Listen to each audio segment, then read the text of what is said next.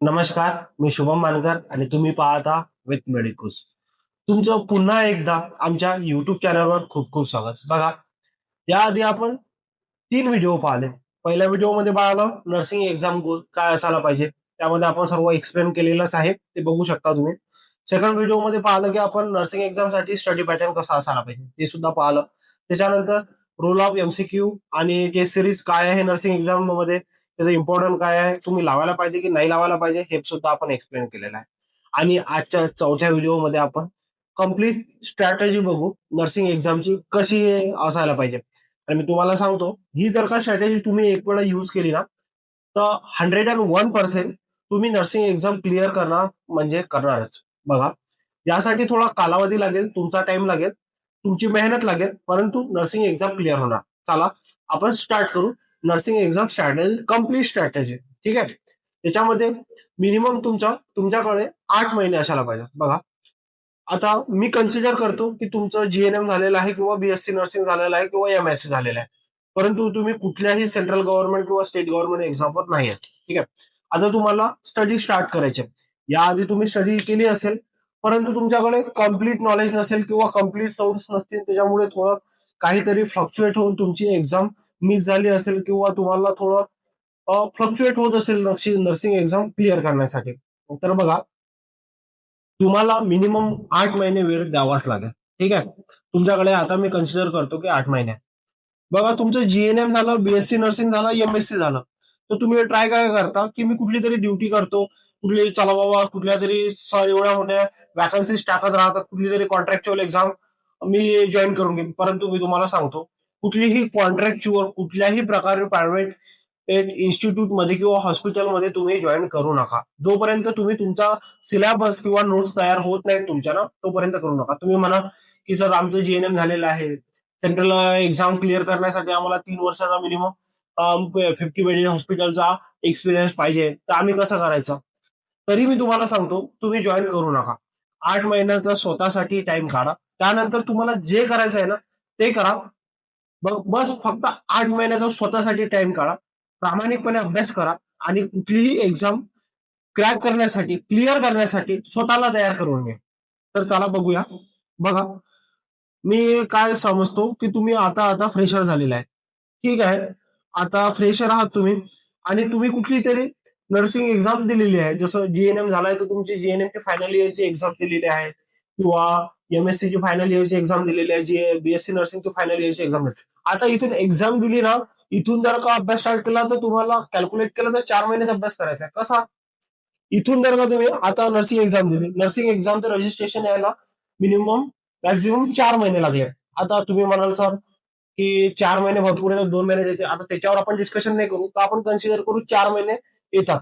तर हा तुम्ही टाइमपासचा कालावधी करता ना, हा टाइमपास न करता अभ्यास करा आणि इथून 4 महिने अभ्यास करा. म्हणजे तुम्हाला कॅल्क्युलेट केलं तर का, तुम्ही ग्रॅज्युएशन झाल्याबरोबर रजिस्ट्रेशन आल्याबरोबर 4 महिन्यात लागले असं म्हणायला होते, बरोबर ना. तर बघा, काय करायचं आहे, जसं तुमची एक्झाम झाली ना, तर सगळ्यात पहिले जो तुमचा कम्फर्ट झोन आहे त्या कम्फर्ट झोनच्या बाहेर निघा. आता कम्फर्ट झोन प्रत्येकाचा वेगवेगळा आहे. मी तर मोस्ट ऑफ दी तुम्हाला सांगेल, गाईड करेल की तुमची जेवढी बॅच आहे ना, त्या बॅचचा जो ग्रुप राहते, आता सपोज बॉईजचा तर ग्रुप राहत नाही, बॉईज चला त्यांची जे आहेत 10-15 लोक ते सोबत राहतात, अभ्यास करतात. मुलींचं कसं राहते की 5-6 जणींचा ग्रुप राहते बॅचमध्ये, त्या 6-7 जणीचा ग्रुप राहते. तर मी काय प्रेफर करेल तुम्हाला, तो तुमचा ग्रुप आहे ना, त्या ग्रुप सोबत तुम्ही अभ्यास करा. जर तुम्ही हॉस्टेलला राहत असाल तर हॉस्टेल घरी न जाता एखादी कुठेतरी रूम करा आणि रूम मध्ये अभ्यास करा. त्यानंतर तुम्हाला कुठली तरी एखादी गोष्ट जी खूप जास्त आवडते ना, त्या गोष्टी या दूर जा. म्हणजे तुम्हाला की नाही, ती गोष्ट माझी जे मला खूप जास्त फेवरेट आहे, मला खूप जास्त आवडते ना, त्या गोष्टीसाठी स्ट्रगल करावं लागेल की नाही, मला ही लवकर भेटली पाहिजे. तर तुमचं कसं आहे, अभ्यासाचा टाइम आहे किंवा जे तुमचा वेळ देण्याची क्षमता आहे किंवा अभ्यास करण्याची क्षमता आहे, ते ऑटोमॅटिक वाढून जाईल. जसं तुम्ही घरी जात असाल तर अवॉइड करा. मी जोपर्यंत नर्सिंग एक्झाम क्लिअर करणार नाही तोपर्यंत मी घरी जाणार नाही. संकल्प करा स्वतःसाठी. आम्ही सुद्धा संकल्प केला होता, आम्ही इथे आहे. ठीक आहे. तर काय करा, एक जसं तुम्ही कम्फर्ट झोनच्या बाहेर निघाल ना, तसं तुमच्याकडे एक ऑप्शन राहते की बाबा मी सेल्फ स्टडी करू की कोचिंग करू. तर मी तुम्हाला सांगतो, दोन्ही करू शकता, परंतु कम्पॅरेटिव्हली दोघांपैकी जी पहिली आहे कोचिंगचे रिझल्ट खूप जास्त आहेत. तर मी तुम्हाला सांगेल की कोचिंग जॉईन करा. ठीक आहे. सेल्फ स्टडी पण करू शकता तुम्ही. त्याचा सेल्फ स्टडीचा पण अभ्यास कसा करायचा मी तुम्हाला सांगतोच.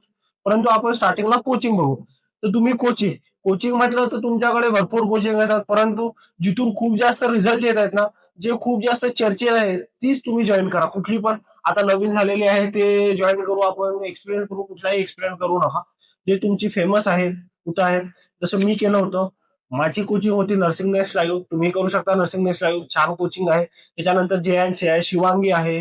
त्याच्यानंतर RJ करिअर पॉईंट आहे. खूप छान छान कोचिंग आहे. त्याचे रिझल्ट पण छान आहेत. तुम्ही त्याची कुठली पण जॉईन करू शकता. जर तुम्ही हे कोचिंग जॉईन केली ना, तर इथून तुम्हाला या कोचिंगचे कुठलेही लेक्चर बघा, हे पूर्ण कोचिंगचा सिलेबस कम्प्लीट करायला 6 महिने लागतात. आता 6 महिने कसे लागतील बघा. मिनिमम तुम्हाला दिवसातले 8 घंटे कोचिंगचे लेक्चर बघायचे आहेत. ठीक आहे. त्याच्यामध्ये तुम्ही जवळपास 7 घंटे लेक्चर बघू शकता आणि 1 घंटा रिवाइज करू शकता. सकाळपासून सायंकाळपर्यंत पूर्ण कोचिंग बघा आणि 1 घंट्यात पूर्ण रिवाइज करा. 1 घंटा पण खूप झाला, कारण की आता जे वाचलं त्याला किंवा लेक्चर बघितले त्याच्या नोट्स काढल्या, तेच आपल्याला पुन्हा बघायला जास्त वेळ लागत नाही. आणि तिथून 2 घंटे तुम्ही MCQ सॉल्व्ह करा. आता MCQ सॉल्व्ह करायसाठी कुठले बुक युज करायचे, PR यादव किंवा साऊंड, तर परंतु नाही, तुम्ही स्टार्टिंगला PR यादव सॉल्व्ह करा. मी तुम्हाला सांगेल PR यादव बेसिक पासून आहे आणि कन्सेप्ट क्लिअर करते. तर PR यादव स्टार्ट करा. PR यादव जो तुम्ही टॉपिक वाचताय ना 7 घंट्यात, त्या 7 घंट्याचे 2 घंट्यात MCQ सॉल्व्ह होतात, आरामात होतात. तुम्ही करू शकता आणि ते तुम्ही करायलाच पाहिजेत. आता तुम्ही जर का MCQ सॉल्व्ह केले ना, तर मोस्ट ऑफ दी काय होईल की सर आम्हाला हार्ड जात आहेत, आम्हाला समजत नाही. जरी समजत नसतील ना किंवा हार्ड जात असतील ना, तरी तुम्ही ट्राय करा MCQ त्या टाइम मध्ये MCQ सॉल्व्ह कराच. ठीक आहे. आता हे 10 घंट्याचा शेड्यूल झाला आजचा.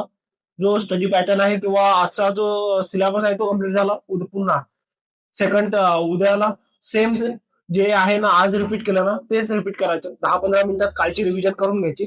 पुन्हा 7 घंटे लेक्चर बघायचे, 1 घंटा रिवाइज करायचा आणि 2 घंटे MCQ सॉल्व्ह करायचे. आणि सर्वात महत्वाचं ना, जो तुमचा कोचिंग घेतलेलं आहे ना, ते लाईव्ह पण रेकॉर्डेड घ्या. तुम्ही जर का तुम्हाला कम्फर्टेबल असेल तर लाईव्ह बघा. आणि जर का खूप लवकर ते कोचिंग कम्प्लीट करायचे असेल ना, तर रेकॉर्डेड करा. आता ठीक आहे. असं करता करता एक एक सब्जेक्ट क्लिअर करा. सपोज तुमच्या आता मोस्ट ऑफ द 5 सब्जेक्ट आहेत ते तुम्हाला करणं गरजेचंच आहे. फॉन झालं, OBGY झालं, CHN झालं, पेडियाट्रिक झालं आणि MSN झालं. हे खूप जास्त फोकस करण्यासारखे टॉपिक आहेत. आता कधी कधी काय होते, या 5 पैकी जे 5 सब्जेक्ट आहेत ना, यावर खूप जास्त जे नर्सिंग एक्झाम आहे ते खेळते. कधी फॉनवर जास्त विचारते, कधी OBGY वर विचारते, कधी MSN वर विचारते, तर कधी पेडियाट्रिक वर खूप जास्त क्वेश्चन विचारते. तुम्ही त्याच्यात फ्लक्च्युएट व्हायला नको, म्हणून 5 सब्जेक्ट काय तुमचे कव्हर झाले पाहिजे. ठीक आहे. आता हे जर का तुमचे कम्प्लीट झाले ना, तर कसं करायचं की एक सब्जेक्ट कम्प्लीट करायचा. माझा फॉर्म झाला ना, त्याची रिव्हिजन पण झालेली आहे. आता मला किती आठवते यावर जास्त टेन्शन नाही घ्यायचं. तुम्ही एक वेळ लेक्चर केले आहेत ना, आणि विचार पण नाही करायचा की मला हे आठवत नाही, ते आठवत नाही, ते आठवत नाही. ठीक आहे ना, नाही आठवत तर नाही आठवत. एक काम करा, हा सब्जेक्टची नोट्स तयार झाली ना, साईडला ठेवा. दुसऱ्या सब्जेक्टची नोट्स तयार करा. दुसऱ्या सब्जेक्टची नोट झाली, रिव्हिजन झालं, जसा शेड्यूल होता तो शेड्यूल कम्प्लीट झाला, तर तुम्ही जास्तीत जास्त 5-6 दिवसाचा गॅप घेऊ शकता की बाबा माझी नोट्स आहे ते मी पूर्ण रिवाइज करेन. तर 5-6 दिवसात तो होणार नाही. झाले तर ठीक, नाही तर साईडला ठेवा. असं करता करता तुम्ही पूर्ण सब्जेक्टचे 6 महिन्यात नोट्स काढा आणि जे साईडला झालेले होते ना ते साईडलाच ठेवा. ठीक आहे. MCQ सॉल्व्ह केले, MCQ चे नोट्स काढा. MCQ झालेले ते पण नोट्स साईडला करा. आता तुम्ही इमॅजिन करा की तुम्हाला काही समजत नाहीये, काहीच आठवणीत येत नाही, कारण मी फक्त नोट्स काढलेल्या आहेत आणि साईडला ठेवल्या, नोट्स काढल्या आणि साईडला ठेवल्या. तुम्हाला काही समजत नाहीये, काही आठवत नाहीये, पण थोडं थोडं जरी ते पाहिलं ना तर क्लिक होते की बाबा आपण असं ना असं केलं होतं. ठीक आहे. आता काय करा, पुन्हा जे रेकॉर्डेड क्लासेस आहेत ना ते पुन्हा स्टार्ट करा. आता आपण नोट्स काढलेले आहेत, लेक्चर पण आपल्या समोर आहे, बरोबर आहे. तर आता काय झालं होतं, आपल्या नोट्स पण आहेत, लेक्चर पण आपल्या समोर आहेत. तर आता जे लेक्चर आहेत ना रेकॉर्डेड, तेच पुन्हा बघा 2x मध्ये. याच्या आधी पण बघितले होते. तर कसं आहे, 70% आपल्या दिमागात फिट राहते की आपण काय पाहिलं होतं. ठीक आहे. 2x मध्ये बघा, डबल रिव्हिजन होत आहे ना, तुमची नोट्स पण काढण्यात आलेले आहेत, रिव्हिजन आधी पाहिलेलं आहे, 2x मध्ये मी पुन्हा पाहत आहोत. तर कसं इफेक्टिव्हली आणि इझिली ग्रास्पिंग पॉवर आहे ना जे तुमची, ते खूप जास्त वाढून जाईल. आणि तुमचं कसं आहे, नर्सिंग एक्झाम क्लिअर करण्यासाठी खूप मदत होईल या गोष्टीची. आणि तुम्हाला एक कॉन्फिडन्स येईल की बापरे, एवढं मी 2x मध्ये पाहतो तरी मला समजत आहे. आणि पुन्हा रिव्हिजन करायला ना तो खूप लवकर तुमची रिव्हिजन होईल. असा हा जो 6 महिन्यात तुमचा जे नोट्स तयार झाले, इथून 2 महिने 1 महिना तुम्ही 2x मध्ये पुन्हा लेक्चर बघा, रेकॉर्डेड आहे ते लेक्चर जर बघितले आणि जर तुम्ही रिव्हिजन केले ना, तुमचं पुन्हा पूर्णच्या पूर्ण नर्सिंग जो सिलेबस आहे ना तो तुम्हाला आठवणीत राहील आणि एमसीक्यू सॉल्व्ह करण्यात मदत होईल. मग आता इथून 8 महिने झाले, तुमचे लेक्चर पण पाहून झाले, तुमचे क्लासेस पण पूर्ण झालेले आहेत, तुमची रिव्हिजन पण झालेली आहे. आता काय करा तुम्ही, आता तुम्ही एक टेस्ट सिरीज जॉईन करा. आपण पाहिलं होतं टेस्ट सिरीजचं महत्व काय आहे. आता तुम्हाला काय करायचं, 8 महिने झालेला तर तुमच्याकडे एक एज्युकेशनल कंटेंट तयार आहे. तुम्ही इथून नर्सिंग कुठलीही एक्झाम क्लिअर करण्यासाठी तुम्ही पात्र आहात, तुम्ही तेवढे इलिजिबल झालेले आहात. त्याचबरोबर तुम्ही कुठल्याही कॉन्ट्रॅक्च्युअल असेल, आता जीएनएम आहे सर मला 3 वर्षाचा एक्सपिरियन्स पाहिजे, ती तुम्ही ड्युटी करता करता सुद्धा अभ्यास करू शकता. आता कसा करायचा ते मी नेक्स्ट व्हिडिओमध्ये सांगेल, किंवा ऑन ड्युटी अभ्यास कसा करायचा ड्युटी करता करता. ठीक आहे, तर हा सिलेबस झाला. जर तुमचं बीएससी झालं असेल आणि वेल अँड गुडच आहे, तुमचं आता सर्व तयार आहे, मटेरियल तयार आहे, बस तुम्हाला रिव्हिजन करायचं आहे, एक्झाम द्यायचे आहे. जर तरी होत नसेल तर आम्हाला कमेंट करा, आम्ही त्यावर सुद्धा तुम्हाला हेल्प करू. आणि जर आमचा हा व्हिडिओ तुम्हाला जर का आवडला असेल तर आम्हाला लाईक शेअर सबस्क्राईब करा. परंतु बघा, जर तुमचा हा जर का तुम्ही स्ट्रॅटेजी यूज केली तर मिनिमम 2 ते 3 महिने, 8 महिन्यानंतर टेस्ट सिरीज लावणं गरजेचं आहे. 2-3 महिने तुम्ही टेस्ट सिरीज जॉईन करा. स्टार्टिंगला तुमचा स्कोर कमी येईल, स्कोर कमी आला, जर का 10,000 जरी आला तरी ठीक आहे. जसं जसं तुम्ही 1 महिन्याचा टेस्ट सिरीज देत राहाल ना तर 5,000वर, 5,000पासून 4,000वर, आणि कधी तुम्ही 100च्या आत खेळायला तुम्हाला माहिती नाही पडेल. बस तुम्ही एमसीक्यूची प्रॅक्टिस चालू करा, टेस्ट सिरीज कंटिन्यू ठेवा, रिव्हिजन कंटिन्यू ठेवा. आणि महत्वाचं, जर तुम्हाला टेस्ट सिरीज, मी कुठली टेस्ट सिरीज जॉईन केला असेल हा तुम्हाला प्रश्न आहे ना, तर मी टीएनसीची टेस्ट सिरीज चालू केली होती. मला तरी त्यावेळेस बेस्ट वाटले. आता वेगवेगळे आलेले असतील, परंतु आता सुद्धा टेस्ट सिरीज टीएनसीची तेवढीच इम्पॉर्टंट आहे, तेवढीच त्या लेवलचे ते एमसीक्यू प्रोव्हाइड करते. आणि previous year question, image based question, त्याच्यानंतर त्याच्यात काही काही क्वेश्चनचे जे ऑड क्वेश्चन आहेत त्याचे पूर्ण एक्सप्लेनेशन सुद्धा दिलेलं आहे. ते खूप छान आहे, तुम्ही जॉईन करू शकता. हा सिलेबस तुम्ही ओव्हरलुक करा, अशा प्रकारे तुम्ही स्टडी करा. धन्यवाद.